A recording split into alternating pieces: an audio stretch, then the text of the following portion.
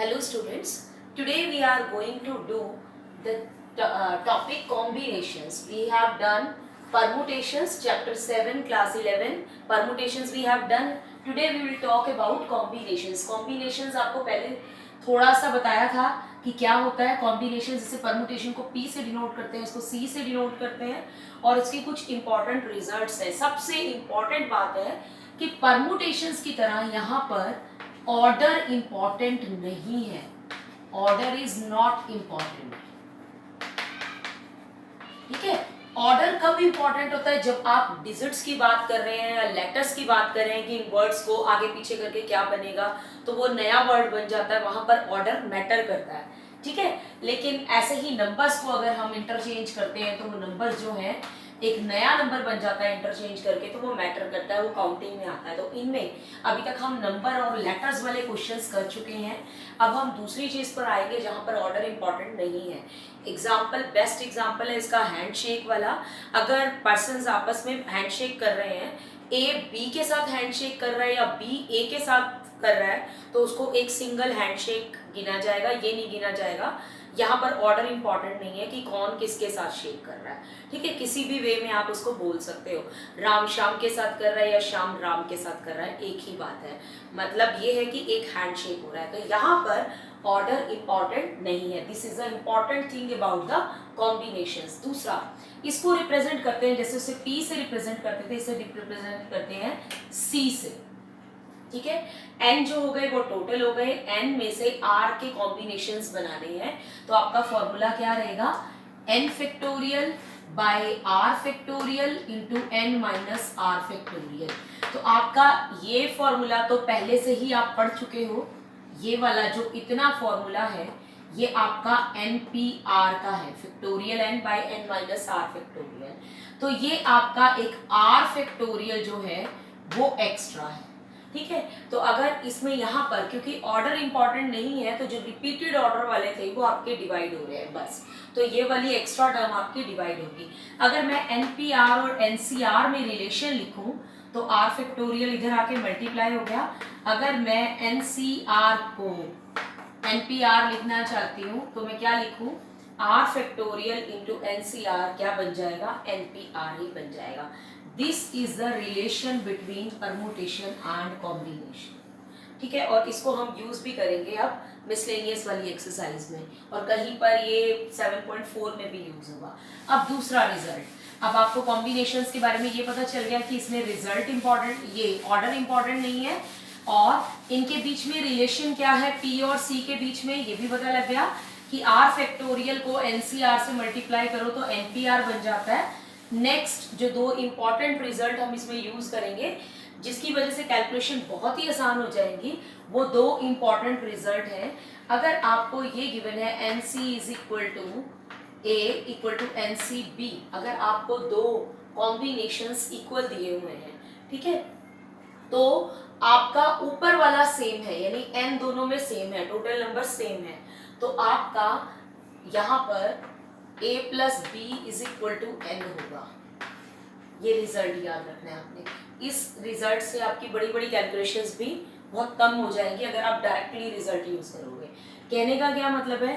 Suppose 5C2 और अभी मैं एग्जांपल नंबर्स वाला ही लेके दिखाती हूँ. 5C2 और 5C3 इक्वल होंगे क्योंकि इनका सम a और b का सम n आना चाहिए, तभी ये इक्वल होते हैं. ठीक है. अगर मान लो आपको नहीं गिवन है, आपको कहा NC2 is equal to NC3, तो आप समझ जाओगे n क्या है, इन दोनों का सम है 5. तो आप डायरेक्टली n निकाल सकते हो बिना फॉर्मूला लिखे, कैलकुलेशंस किए बगैर. ठीक है. This is how you can calculate n अगर n मिसिंग है तो. और इससे आपका और भी रिजल्ट आसान होगा. जैसे आप 5C2 निकाल चुके हो तो आपको 5C3 नहीं निकालना पड़ेगा. इसी तरह से 5C1 निकाल लिया है तो 5C4 भी 5C1 के इक्वल होगा. आपको डबल कैलकुलेशन नहीं करनी पड़ेगी. ठीक है. सिमिलरली अगर 4C सपोज 3 है तो वो 4C1 के इक्वल होगा. तो ये रिजल्ट्स आप याद करेंगे तो आपको हेल्प करेगा ये कि अगर आपके ऊपर वाले सेम है और बीच में इक्वल का साइन है तो आपके नीचे वालों का सम जो है वो n के इक्वल होगा, यानी n होगा इक्वल टू 5. ठीक है. Now see this question number 1 of 7.4. If NC8 is equal to NC2, find NC2. ठीक है, तो आपने क्या करना है, अगर आप इसको कैलकुलेशन करने लगते हो, फॉर्मूला लगाने लगते हो NCR वाला, तो आपका ये बहुत लंबा पड़ जाएगा, जो कि आपका फॉर्मूला होता है n factorial r factorial n minus r factorial. फिर आप दोनों की तरफ लगाओगे और दोनों तरफ सॉल्व करोगे, तो आप ये रिजल्ट यूज करोगे जो अभी अभी हमने पढ़ा। क्या रिजल्ट पढ़ा है हमने? If NCA is equal to NCB, then क्या होता है, n जो होता है वो किसके इक्वल होता है, सम ऑफ a एंड b। तो यूज दिस, ठीक है। तो यहाँ पर n क्या होगा, a और b क्या है, 8 + 2 10, n 10 आ गया। अब आपको क्या फाइंड आउट करना है, NC2, यानी 10C2 निकालना है आपने। n तो 2 हो गया, 10 हो गया, तो कैसे आएगा, 10 फैक्टोरियल, फॉर्मूला लगाएंगे, नीचे क्या आएगा 2 factorial and n minus r, यानी 10 - 2 8। और कैलकुलेशन में क्या करना है, हमने बड़े नंबर को छोटे नंबर तक खोलना है। 2 तक तो बहुत लंबा हो जाएगा, तो आपको इससे पहले दिख रहा है 8, 10 को 8 तक खोलिए, 10 9 8, पूरा खोलने की जरूरत नहीं है, 8 के बाद लगा दिया फैक्टोरियल, कैंसिल ही हो जाना है नीचे। तो 8 फैक्टोरियल से 8 फैक्टोरियल कैंसिल, और 2 फैक्टोरियल क्या होता है, 2 × 1 2 ओनली, तो 2 5s are 10, आंसर इज 45। तो n की वैल्यू आपकी 10 आ गई और NC2 की वैल्यू आ गई आपकी 45। This is your answer. Now question number 2, आपको इसमें n फाइंड आउट करना है और आपको क्या दिया है, 2nC3 की रेशो दी है NC3 के साथ, और ये रेशो, इन दोनों की रेशो है 12:1। इसमें आपकी वो जो फॉर्मूला, जो प्रॉपर्टी बताई थी वो यूज नहीं हो रही है, क्योंकि यहाँ पर ऊपर सेम नहीं है, तो आपको अप्लाई करना पड़ेगा फॉर्मूला।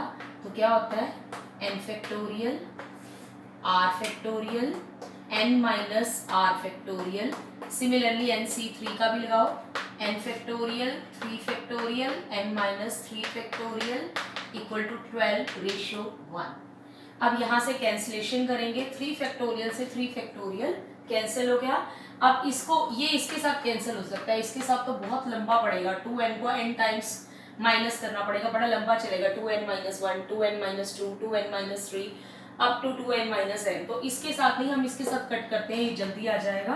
तो 2n 2n - 1 2n - 2 2n - 3, क्या करते हैं हम, फैक्टोरियल में बैक खोलते हैं, तो आप इसको बैक करते जाएंगे और इसको इंक्लूड करते हैं। तो स्टार्ट किया 2n से, फिर 2n - 1, जैसे आप करते हो 8 फैक्टोरियल को 8, फिर इंटू 7, एक कम करते जाते हो। इसी तरह पहले ये लिखा है, फिर इसमें से एक कम, फिर एक और कम, एक और कम, बस यहाँ 2n - 3 तक खोलना है, क्योंकि इसके फर्दर खोलने की जरूरत ही नहीं है, ये आराम से कैंसिल हो रहा है। सिमिलरली आप यहाँ खोलो n n - 1 n - 2 n - 3 factorial, और अपॉन में भी है n - 3 फैक्टोरियल, तो ये कैंसिल हो जाएगा। रेशो है इसकी 12:1 राइट साइड पर। अब करते हैं, क्योंकि ये रेशो में है तो मैं इसको डिवाइड में लिख लेती हूँ इसके साथ, n n - 1 n - 2 is equal to 12/1। क्या कैंसिल हो रहा है, इसमें से 2 कॉमन आ रहा है, ठीक है, तो यहां से मैं 2 कॉमन ले रही हूँ, ध्यान से, यहां से 2 कॉमन लिया, तो ये 2 मैंने यहाँ लिख लिया, मल्टीप्लीकेशन में है, जरूरी नहीं है यहाँ लिखना, फर्दर बाहर लिख लिया।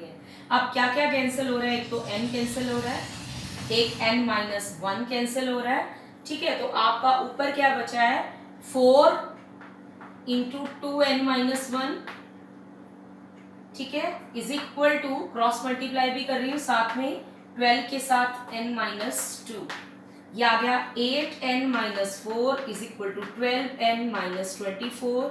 आगे लीनियर इक्वेशन है, you can solve it, 12 - 8 4n हो जाएगा, एंड -4 + 24 हो जाएगा 20, n की वैल्यू आ जाएगी यहाँ से 5। इसका सेकंड पार्ट बिल्कुल सेम है, बस वहाँ पर ये चीज़ तो सेम है, यहाँ पर रेशो जो है, यहाँ 11:1 दिया हुआ है, तो आपने सिर्फ 11 करना है, बाकी सब कुछ सेम है, तो वो आप खुद कर लेंगे। Now third question is, how many codes can be drawn. Codes आपको पता है, सर्कल के बाउंड्री पर जो भी 2 पॉइंट्स हैं उनको ज्वाइन करके बनती है, line joining the 2 points of the circle. And can be drawn, आपने बताना है कितनी ड्रॉ कर सकते हैं through 21 points on the circle. वैसे तो सर्कल पर इनफाइनाइट पॉइंट्स होते हैं, बट अगर सर्कल पर 21 कोई पॉइंट्स हैं तो उनको सबको ऐसे, किसी को भी आप किसी से भी ज्वाइन कर सकते हो, इसको इससे भी कर सकते हो, इसको इससे भी, तो एक ही पॉइंट से ऐसे, तो बहुत सारी 21 पॉइंट्स हैं, आप कितनी कोड्स ड्रॉ कर सकते हो। सबसे पहले आपको पता होना चाहिए कोड्स कितने पॉइंट्स को ज्वाइन करके बन सकती है, ठीक है। तो number of points required to draw a code कितने चाहिए आपको, 2 पॉइंट्स चाहिए। ये 2 पॉइंट्स को ज्वाइन करके कोड बन जाएगी।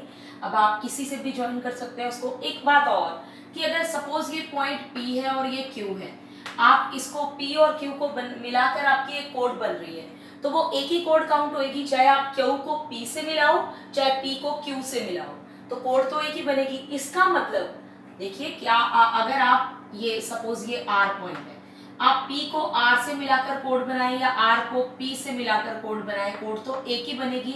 इसका मतलब P R और R P कोई अलग अलग कोड नहीं है, it is the one and same. इसका मतलब यहाँ पर ऑर्डर इंपॉर्टेंट नहीं है, तो क्या लगना चाहिए, कॉम्बिनेशन, परमुटेशंस नहीं लगना चाहिए। तो आपकी टोटल कितनी ड्रॉज हो सकती हैं, total number of codes through 21 points कितनी पॉसिबल होंगी, सी लगेगा यहाँ पर। तो टोटल पॉइंट्स कितने हैं, 21। ऊपर हम 21 में से हमने कॉम्बिनेशंस किस किस के बनाने हैं, 2 के कॉम्बिनेशंस बनाने हैं। तो हम कितनी कोड्स बना सकते हैं, 21C2। तो इसका मतलब 21 factorial upon 2 factorial, 21 minus 2 19 factorial. अब इसका शॉर्टकट भी करेंगे, 21 10 19 तक खोल लिया इसे, और 2 फैक्टोरियल होता है 2, 19 से 19 कैंसिल हो गया, और 21 5 आ गया, 105 कोड्स बन सकती है। क्या शॉर्टकट है इसमें कि जितना नीचे लिखा हुआ है, ठीक है, उसमें उसी के फैक्टोरियल से डिवाइड कर लो और उतना बैक खोल लो। मैंने यहाँ पर मिस्टेक कर दी है, यहाँ पर आना था मेरा 20, मैंने 10 लिख दिया है, 21 इंटू 20 इंटू 19, तो 2 से ये कैंसिल होके 10 आ गया, 210। तो कैसे करना है आपने शॉर्टकट में, अगर आप फॉर्मूला नहीं ध्यान रख रहे हैं और सीधा लिख रहे हैं, तो कितना लिखा हुआ है नीचे 2, तो 2 तक 2 टर्म्स बैक खोल लो इसको, यानी 21 और एक 21 को इंक्लूड करके, और नीचे वाले का फैक्टोरियल खोल दो, तो वही आंसर आएगा, ठीक है। या आप फॉर्मूला अप्लाई कर लो, शॉर्ट मेथड ये है। अगर यहाँ 3 लिखा होता तो आप 3 टर्म्स खोलते, 21 20 19 लेते, और नीचे 3 का factorial, 3 into 2 into 1। Now question number 4, in how many ways can a team of, हमने एक टीम सिलेक्ट करनी है और बताना है कितने वेज से सिलेक्ट कर सकते हैं। टीम होनी चाहिए, 3 बॉयज होने चाहिए उसमें और 3 गर्ल्स होनी चाहिए। अब 3 बॉयज और 3 गर्ल्स जिसमें से सिलेक्ट कर रहे हैं, टोटल कितने हैं हमारे पास बॉयज और girls, we selected from 5 boys, यानी 5 में से हमने 3 boys सिलेक्ट करने हैं एंड 4 गर्ल्स, और गर्ल्स 4 में से 3 सिलेक्ट करनी है। अब यहाँ पर कॉम्बिनेशन हो रहा है, तो ऑर्डर की कोई बात नहीं है। अगर हमने 2 गर्ल्स, अगर हमने 3 गर्ल्स सिलेक्ट कर लिए A B एंड C, तो यहाँ ऑर्डर नहीं मैटर करता, B A C है या A B C है, बस 3 गर्ल्स सिलेक्ट हो गई।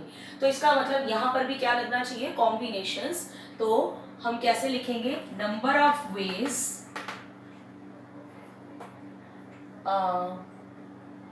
3 boys can be selected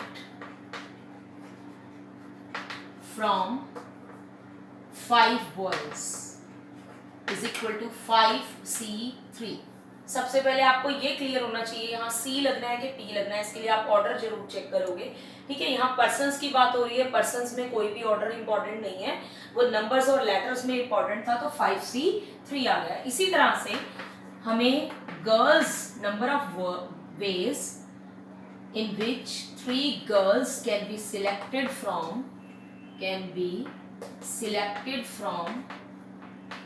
कितनी गर्ल्स है टोटल, 4 गर्ल्स, तो 4 में से 3 गर्ल्स सिलेक्ट करनी है, तो 4C3, ठीक है, 5C3 और गर्ल्स के लिए 4C3। अब टोटल नंबर ऑफ वेज 3 बनानी है हमने, तो इनको मल्टीप्लाई करेंगे 5c3 इंटू 4c3। याद रहे मल्टीप्लीकेशन में क्या होगा, ऊपर तो टोटल आएंगे पर्सन्स, 9 में से हम सिलेक्ट कर रहे हैं, हमारे पास 5 बॉयज हैं और 4 गर्ल्स हैं, तो 9 में से हम 3 की टीम सिलेक्ट कर रहे हैं, 3 बॉयज 3 गर्ल्स, तो इनका टोटल 6। तो इस तरह से बनना चाहिए। मल्टीप्लाई करेंगे यहाँ पर, जहाँ एडिशन आएगा तो मैं आपको स्पेसिफाई करूंगी कि यहाँ कब ऐड करना है, कब मल्टीप्लाई करना है। तो अब मैं शॉर्टकट मेथड से ही कर रही हूँ, इतना लंबा फॉर्मूला नहीं लगा रही हूँ। 5 के नीचे लिखा है 3, तो मैं 5 को 3 टाइम्स खोलूंगी, 5 4 3, बस 3 टर्म्स खोलूंगी क्योंकि नीचे 3 लिखा है, और नीचे इसका फैक्टोरियल आएगा 3 2 1, इनटू में इसका 4, वैसे 4c3 4 हो जाएगा क्योंकि 4c 1 के इक्वल होता है। थोड़े से रिजल्ट्स हैं, nc0 हमेशा 1 होता है और ncn भी 1 होता है, ठीक है, और nc1 जो है वो n होता है। ये रिजल्ट्स अभी इस क्वेश्चन के बाद बताती हूँ, अभी तो डायरेक्टली लिख रही हूँ। 4 3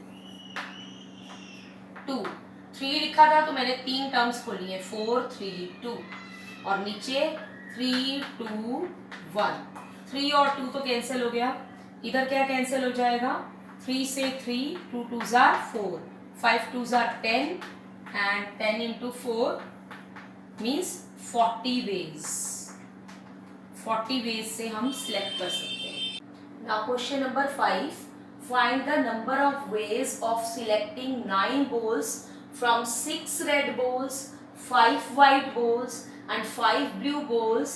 यानी आपके पास टोटल कितनी बॉल्स हैं, 6 तो रेड है, 5 वाइट है और 5 ब्लू है, तो टोटल 6, 5 11 और 5 16। इन 16 में से आपने 9 बॉल सिलेक्ट करनी है। अब आपको कुछ तो इंडिकेशन देनी चाहिए कि कौन से कलर की बॉल लेनी है और कितनी लेनी है। तो आपको नेक्स्ट लाइन में बोला है, if each selection consist of 3 balls of each colour, each colour, हर एक कलर की आपने 3 बॉल्स लेनी है। तो इसका मतलब सीधा लिखते हैं, required number of ways, required number of ways क्या होगा, 9 बॉल सिलेक्ट करनी है और हर एक में से 3 लेनी है। तो 6 रेड है, रेड में से ली 3 बॉल्स, ठीक है। उसके बाद 5 वाइट है तो 5 में से भी लेनी है 3 बॉल्स। अब 5 ब्लू है, उसमें से भी लेनी है 3 बॉल्स। तो ये हो गई हमारी हर कलर की 3 बॉल्स, तो टोटल हो गई 9 बॉल्स और हर एक में से सिलेक्ट कर ली हमने। तो यहाँ पर मल्टीप्लिकेशन में सबका टोटल वही बनना चाहिए जो हम टीम बना रहे हैं या जो सिलेक्शन कर रहे हैं, टोटल करके। तो अब आपको इसकी कैलकुलेशन करनी है, ये तो 5c3 ही है, ठीक है।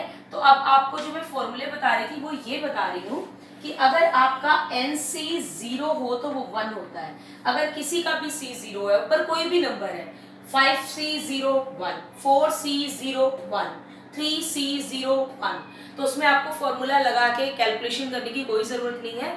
अगर c0 है, यहाँ पर r0 है, यहाँ पर नीचे वाला टर्म 0 है, ऊपर कुछ भी हो आपका आंसर 1 रहेगा। दूसरा केस, अगर आपका ncn है वो भी क्या आएगा 1, अगर दोनों इक्वल है, 2c2 1, 3c3 1, 4c4 1, 5c5 1, ठीक है।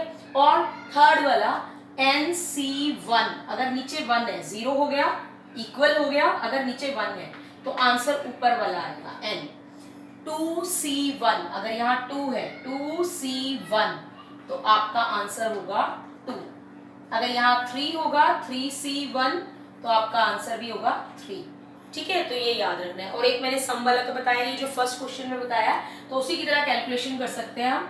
6c3 है तो मैं इसको लिख सकती हूँ 6 5 4 और नीचे 3 2 1। इसी तरह से इसको तो डबल कर दो, 2 टाइम्स कर दो क्योंकि सेम ही आने हैं, सेम वैल्यू आएगी एक की। तो 5 3 तक पैक खोलना है, 5 4 3 और नीचे 3 2 1, 3 2 कैंसिल, और यहाँ से 3 2 6, तो ये आ गया 20 और ये भी आ गया 20, तो 400 वेज, ठीक है। हो सकता है पीछे आंसर इतना ही दिया हो, कैलकुलेशंस ना किए।